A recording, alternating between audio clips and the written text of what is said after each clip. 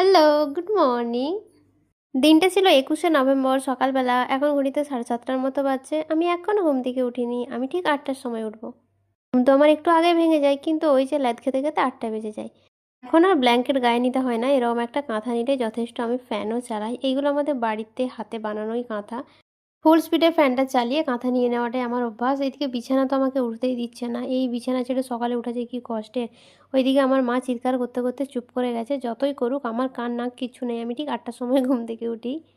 Actually কালকে ঘুমও হয়নি। সারা রাত বৃষ্টি হয়েছে। সকালবেলা উঠে বৃষ্টি হচ্ছিল। এই যে ঝিরিঝিরি পড়ছে, অল্প একটু থেমেওছে, একটু একটু শুকনো হয়েছে। সারা রাত কারেন্টও ছিল না। তারপরে এলাম একটু রান্নাঘরে। আজকে একটু ডিম খেতে ইচ্ছে করছে, একটা ডিম সেদ্ধ বসালাম। এই কারেন্টের ঝামেলা তো এখন চলতেই থাকবে। এদিকে একটা কলাও খাবো বলে নিয়ে এসেছি, ডিম আর কলা। সচরাচর এগুলো আমি খাই না, মাঝে মাঝে ইচ্ছে করলে একটু আধটু খাই।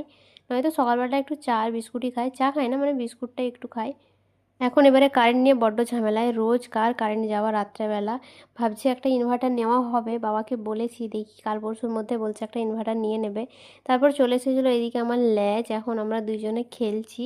ঘুম থেকে উঠে নিয়ে ওর প্রধান কাজ হচ্ছে আমাকে ডাকতে আসা। একবার ডাকতে চলে এসেছিলো, তখন আমি উঠিনি। রোজ চলে আসে আমাকে ডাকতে।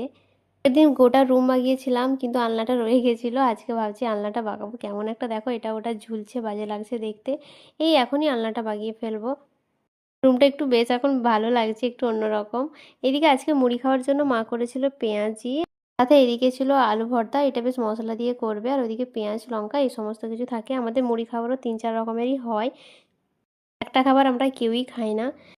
এরপর চলে এলো মিশো থেকে একটা পার্সেল, একটা ট্যাঙ্ক টপ অর্ডার করেছিলাম, ওটাই বোধহয় আসবে। ওই রকমই ফোনে দেখলাম অনেক কিছু অর্ডার করা আছে, তবে আমি সার্চ করে দেখলাম যে কীটা আজকে আসার কথা।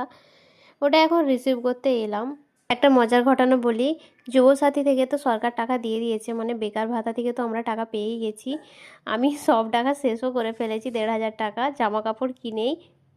সাথে তো অবশ্যই ভিডিও শেয়ার করবো, পরপর একটা একটা আসবে। তোমরা কিসে টাকাটা শেষ করলে আমাকে জানিও, না এখনও করনি সেটাও জানিও। এই যে এদিকে হোয়াইট কালারের একটা টপ অর্ডার করেছিলাম, বেশ ভালোই এসেছে। সাইজটা একটু গন্ডগোল মনে হচ্ছে।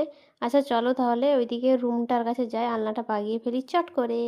তুড়ি মেরে আলনা আমার বাগানো হয়ে গেল। সত্যি যদি এইভাবে আমরা কাজগুলো করতে পারতাম। আর আজকে আমি সমস্ত মায়া ত্যাগ করেছি ফাইনালি। আগেও কিছুটা করেছিলাম, আজ একদম পুরোপুরি করে আলনা ফাঁকা করেছি। চোখ কান বন্ধ করে অনেক জামা কাপড় আমি ফেলে দিয়েছি। জীবনে প্রথমবার আমার আলনাটা এত সুন্দর খালি আমি দেখছি, তোমরাও দেখছো। আমি অনেকবারই এটা দেখিয়েছি। নিচে কিছু ভালো ভালো জুতো রেখেছি, বাকিগুলো একদম বাইরের দিকে বার করে দিয়েছি। একটা শু ক্যাবিনেট কিনেছি, অলরেডি শেয়ার করে ফেলেছি, ওখানে বাকি জুতো চলে গেছে। এখানে শুধু আমার পছন্দেরগুলোই আছে, আর এগুলো আমার ডেলি ওয়্যারের জামা কাপড় ওইগুলো আছে। এগুলোকে আর ফেলতে পারলাম না, মানে এগুলো ভালো ভালো আমার রাখতেই হবে। তারপর মা কী করছে